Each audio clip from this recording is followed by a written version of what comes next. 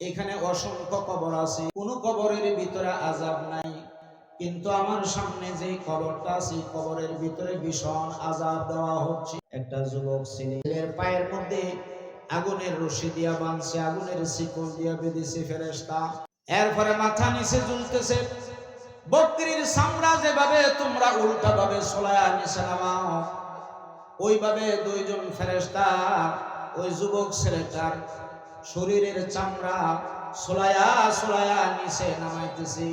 ছেলেটা মা মা বলে চিৎকার করতেছে, আল্লাহ তুমি আমারে বাঁচাও, আর আযাব দিও না রে মালিক, আমি সহ্য করতে পারছি না। এভাবে কাঁদতেছে, তার কান্নার আওয়াজ আমি নবী শুনতেছি, যে এরকম তোমাদের কথা আমি নবী এখন শুনতেছি। হে সাহাবীরা, তোমরা আমিন আমিন বলো, আমি নবী দোয়া করতেছি, তোমরা আমিন আমিন